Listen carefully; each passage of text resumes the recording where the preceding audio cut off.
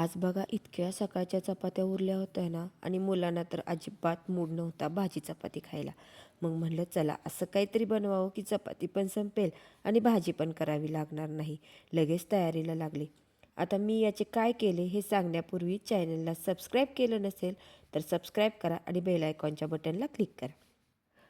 तर इथं मी भाज्यांमध्ये कोबी, सिमला मिर्च, गाजर घेतला आहे. तर या सर्वांना अगदी असं लांबडं लांबडं चिरून घ्यायचं आहे. इथे मी चिरते आहे तसं बघा चिरून घ्यायचं आहे. कोबी पण आपल्याला असा लांबडा चिरून घ्यायचा आहे. आल्याच्या वरची साल काढून बारीक चिरून घ्यायचा आहे. लसूण सोलून घ्यायचा आहे व तो पण अगदी बारीक कट करून घ्यायचा आहे. 7 ते 8 हिरव्या मिरच्या मिक्सरला बारीक करून घ्यायच्या.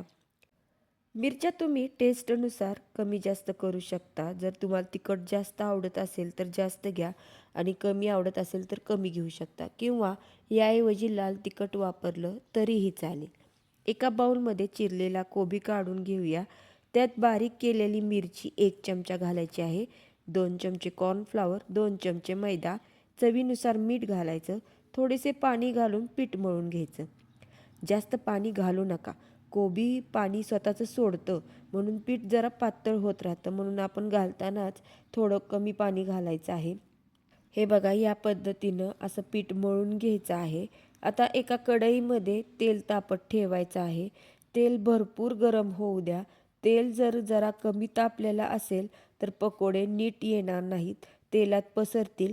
म्हणून तेल अगदी कडकडीत तापून द्यायचं आहे आणि एक एक करून हे सगळे पकोडे सोडून घ्यायचे आहेत. गॅस फुल ठेवायचा आहे. जोपर्यंत पकोड्यांना गोल्डन कलर चढत नाही तोपर्यंत गॅस फुलच ठेवायचा आहे आणि एकदा कलर चढला की मग गॅस बारीक करून 2 मिनटं कुरकुरीत होऊस तोपर्यंत तळायचे आहे.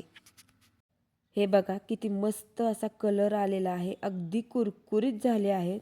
तर याला आता आपण एका ताटात काढून घेऊया.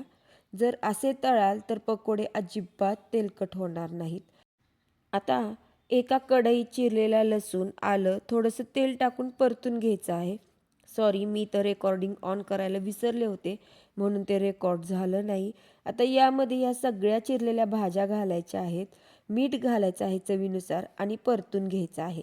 आपल्याला पूर्ण शिजवायचं नाही तर थोडंसं अर्धवट असं कच्चं ठेवायचं आहे. तर याला मी फक्त 2 मिनिट असं परतून घेणार आहे.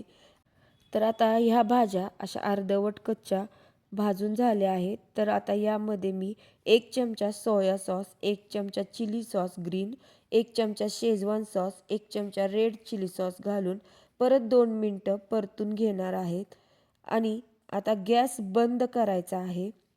आता एका चपातीला असं गोल कट करून घ्यायचं आहे. माझ्या चपात्या थोड्याशा मोठ्या असतात म्हणून मी या टोपणाने अशा कट करून घेत आहे. जर तुमच्या चपात्या अशा आकाराने लहान असतील तर तशाच घ्या. अजिबात कट करायची असं काही गरज नाही.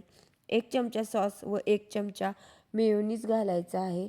मेयोनीज जर खात नसाल तर 1 चमचा घट्ट दही घेतलं तरी चालेल, पण खरं सांगू का मेयोनीजमुळे टेस्ट छान लागते. तुम्हाला आवडत नसेल तर स्किप पण करू शकता. आता हे सगळे चपातीवर छान असं पसरून घ्यायचं आहे. आता यावर आपण तळलेले 2 पकोडे ठेवायचे आहेत आणि त्यावर भाज्यांचे हे सारण घालायचं आहे. आता यावर आपण भरपूर असं चीज स्प्रेड करायचं आहे आणि दोन्ही साईडने फोल्ड करून घ्यायचं आहे. मी ते 2 असे रोल तयार करून घेतले आहेत. तव्यावर 1 चमचा तूप घालून मंद गॅसवर याला अगदी खरपूस होईपर्यंत भाजून घ्यायचं आहे. आता हे छान असे खरपूस भाजून झाले आहेत. आता याला आपण एका प्लेटमध्ये काढून घेऊया. त्यावर थोडंसं मेयोनीज आणि चीज स्प्रेड करायचं आहे. मस्त इथे आपली व्हेज मंचुरियन फ्रँकी तयार झाली आहे. सांगा आता कोणालाही उरलेली चपाती खाऊ वाटणार नाही.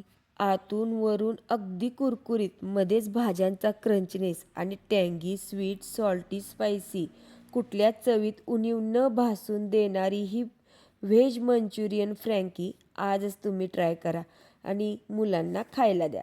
बघा रोज 2-4 चपात्या तर एक्स्ट्रा कर नक्की म्हणतील बघा.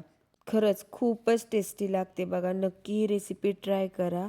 तुम्हाला ही रेसिपी कशी वाटली नक्की कमेंट करून मला सांगा आणि शेअर करा तुमच्या फ्रँकी लवर फ्रेंडला आणि जर चॅनलला सबस्क्राईब केलं नसेल तर नक्की सबस्क्राईब करा आणि बेल आयकॉनच्या बटनला क्लिक करा.